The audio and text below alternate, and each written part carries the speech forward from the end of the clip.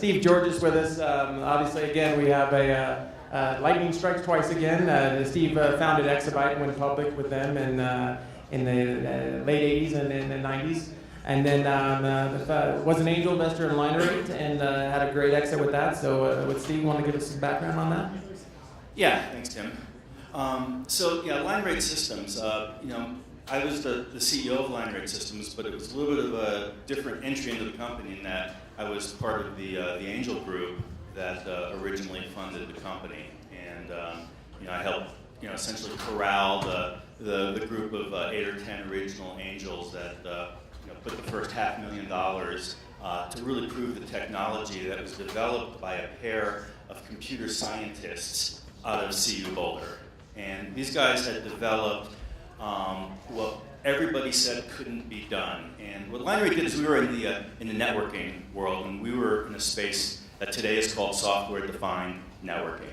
And long story short, software-defined networking is about replacing big, expensive hardware boxes that typically sit in a data center network with software that just runs on commodity servers that populate those data centers. And the value proposition there is to just dramatically reduce the cost and increase the operating agility of the companies that operate this. So, our value prop was that the competitors that were in the space that we were in were selling these $100,000 boxes, and we could deliver the same functionality and performance on a $3,000 server.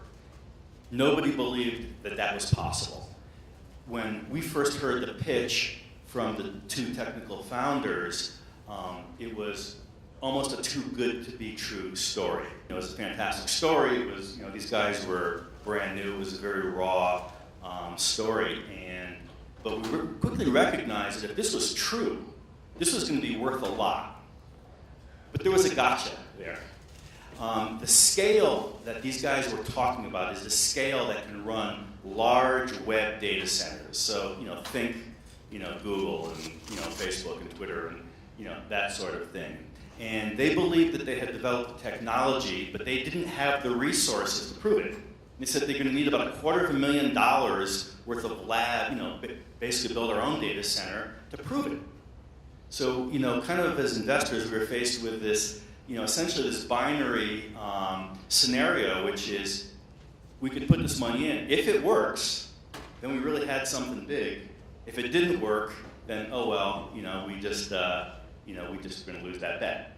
So we structured it that way. We raised a $500,000 angel round, and really all the participants in that round were themselves really all tech, successful tech CEOs who really understood what this was all about, and they really understood the nature of the bet, and they were all individuals who could afford to write a check knowing that in 6 months it might be worth something or it might not be. And with that, the team, said you got 6 months to, go build the infrastructure that you need, go develop the product to the point, and go prove it. And, the good news was it actually worked. It actually worked better than anybody had imagined.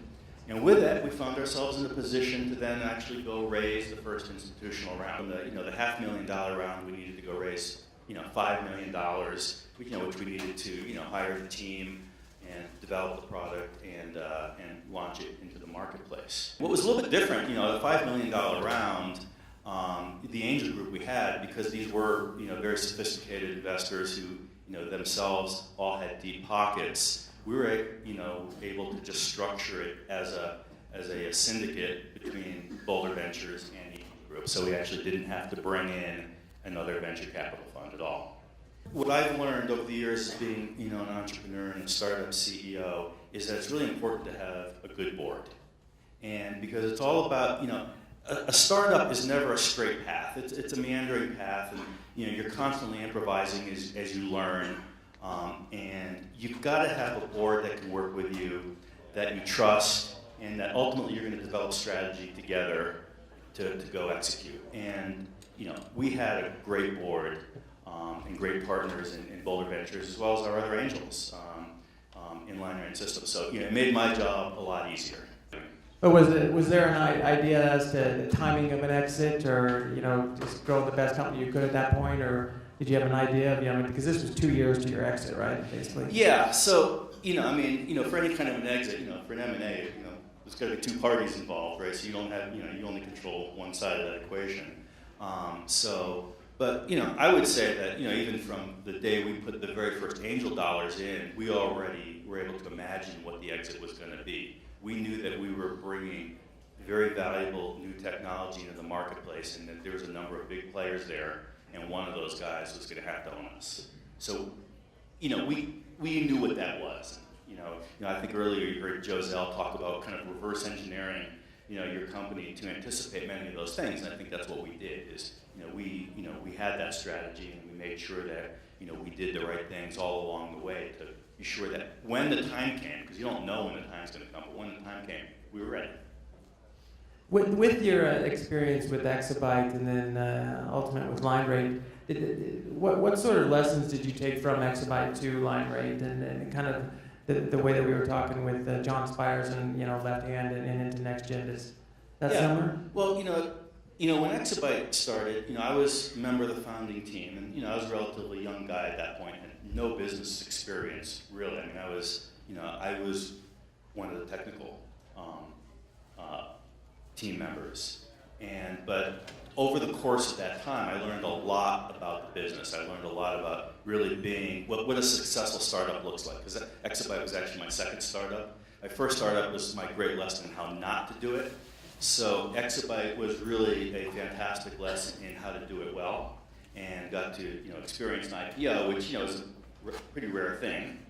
But I also stayed there for a long time and was able to personally make the transition from the technical side of the business to the business side of the business. So I took roles in product management and marketing and business development, and was able to learn a lot about actually what it was like to run the strategic side of the company as well as the product development side of the company. There's a lot of dimensions to being the CEO of a startup company, and you got to learn how to get most of them right. And there's a lot of ways to fail, and often it's important that you learn those lessons the hard way. So I think I was able to learn a lot of really important lessons along the way that all came back together for LineRate. Well, yeah, exactly. What sort of lessons are we talking about here? Well, for example, things like it is possible to take too much money. At Network Photonics, we raised about $120 million in a year. And you would imagine that there's no way that you could go out of business with $120 million in the bank, but we actually proved that was possible.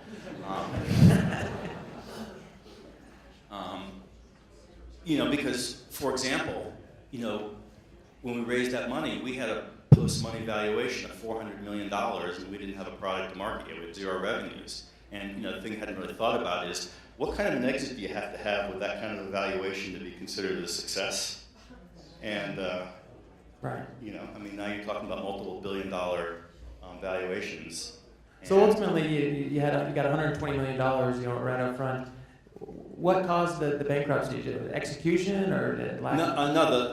So we were really targeting an emerging market in optical switching for the telecom networks, which was really all being predicated by exponential growth of the internet at the time, and there was probably 100 companies that were formed to build fiber optic networks that were ostensibly going to be our customers. Well, almost every single one of those companies went bankrupt, so there wasn't really any, when the bubble burst, there wasn't really anybody left to sell to.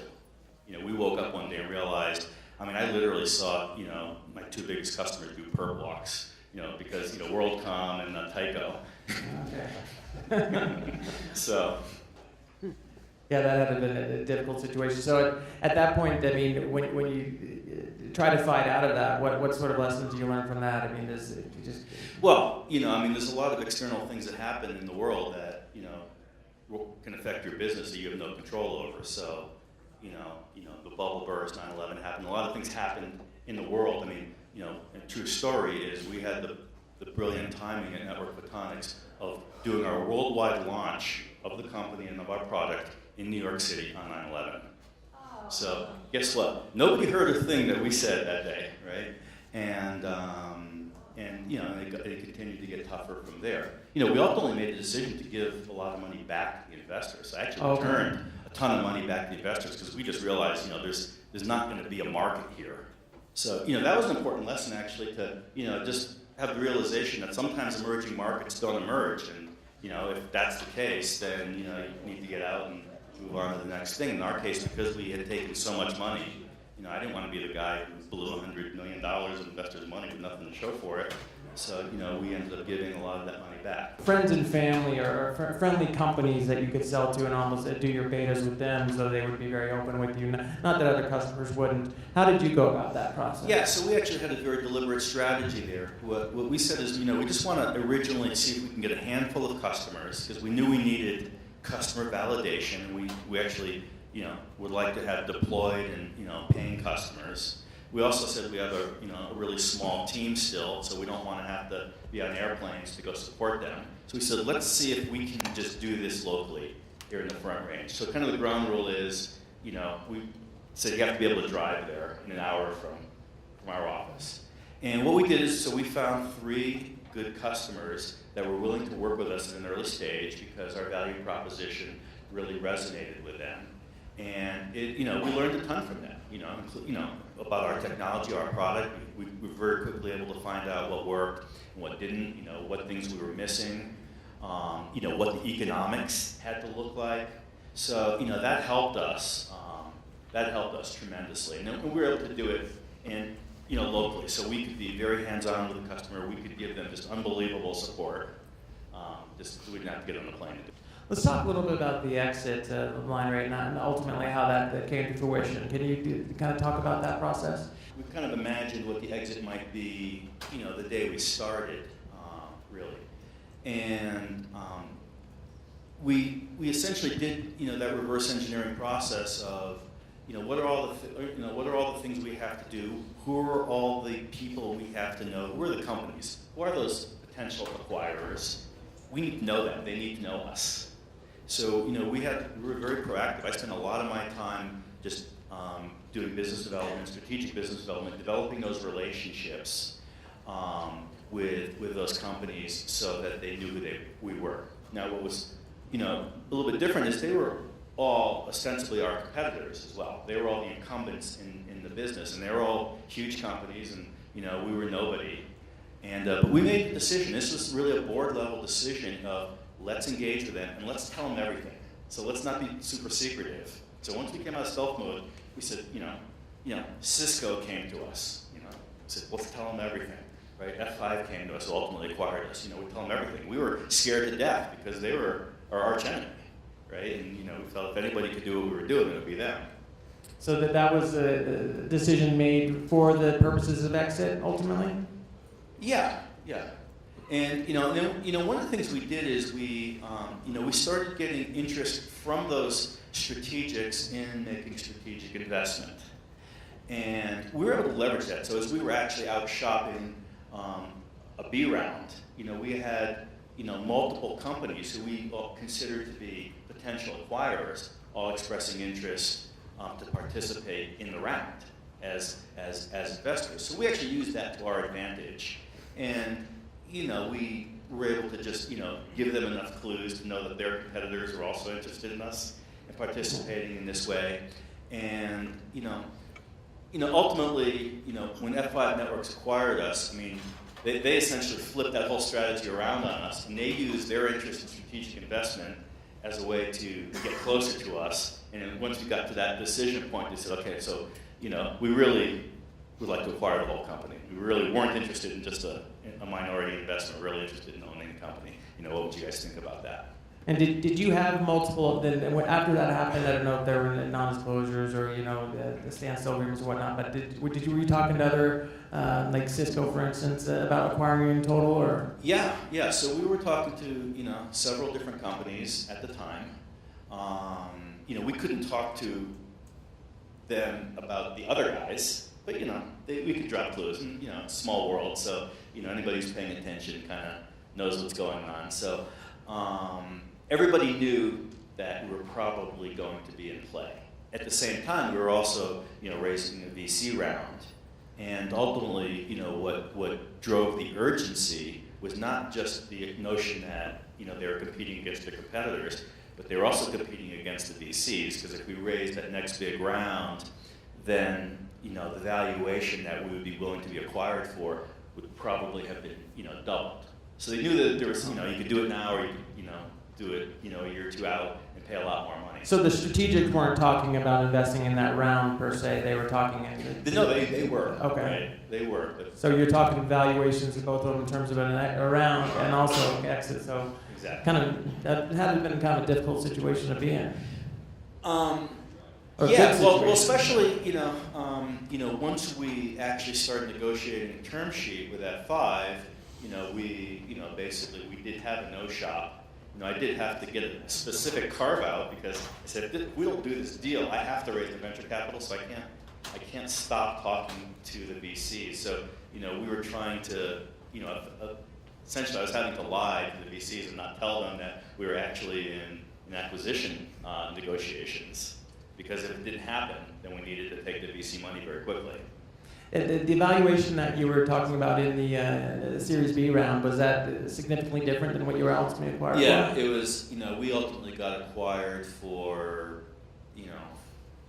4 times what the VC valuation would have been. So 30 million versus 120 roughly, or 35? The deal was like, 125 million in cash, plus the assumption of the, stock option pool. So, net it was 130 to 135 million in there. That's in that. So ultimately you raised $5 million and sold for 125. Well, that's quite an exit. 2 years later. Yeah. Well, we talked about with John earlier about the decision to sell versus go it on your own. Was that ever a consideration, or was the value 4 times? Well, sure. The thing is, all you can really plan on is building the business and going it on your own. Like I said, there has to be another party that has to show up and want to buy you. So you can contemplate that, but you don't control that process really. So you're always planning to continue to go and build as big and as valuable a business as you can. But the decision we kind of had to make is, we knew that if we took, this next big round of venture capital, the hurdle would be raised considerably in terms of what an exit would look like. And, it would take time to grow into that valuation, and there's a whole lot of risks, a lot of things that can go wrong, in that period of time. So, it was a bird in hand, 2 birds in the bush kind of. Absolutely. What else would you tell these guys out there, the lessons learned from your 2 phenomenal exits? Well, I think that for the entrepreneurs out there, it's never too early to think about your exit strategy and who the acquirers are, and really craft that thesis. Why would somebody want to buy you? And then prove those. You have to prove those things, right? You have to prove those to an acquirer. So it can't just be what you imagine why they would want to acquire you. You're actually going to have to go validate those things. So you're going to have to make sure, because all this stuff's going to come out. In terms of the quality of your technology, the traction in the marketplace, whether or not this really is a trend that you're leading and whatnot. So it's never too early to begin thinking about that and making sure that that's part of your everyday routine of working toward that goal.